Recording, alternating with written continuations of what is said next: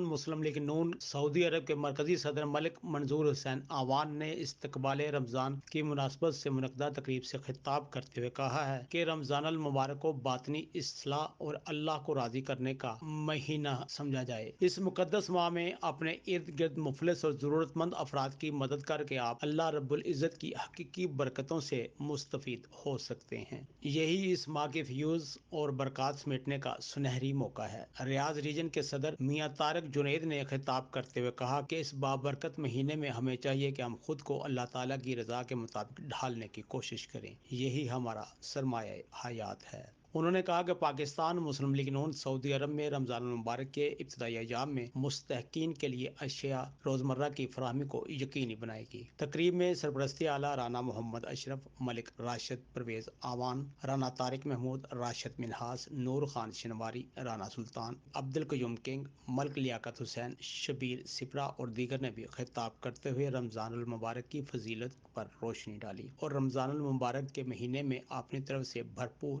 تعاون کی یقین دہانی کرائی۔ ملک محمد عاصم آوان، سعودی عرب۔ مصطفیہ شریف چیریٹی خدمت انسانی میں پیش کھانے کی تقسیم، بچوں کی تعلیم، صاف پانی کی فراہمی اور ضرورت مند افراد کی امداد کے لیے مشکل کی اس گھڑی میں مصطفیہ شریف کا ساتھ دیں۔ آپ بھی اس نیک کام کا حصہ بنیں اور دل کھول کر عطیات دیں۔ مصطفیہ شریف in the blessed month of Ramadan, your donation can help people in need. Visit and donate on our website. Also, you can set up a direct debit as well. Mustafaya Sharif, believe every little helps.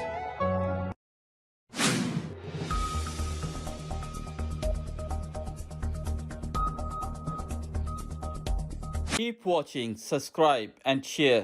Your Voice TV 49 News, UK.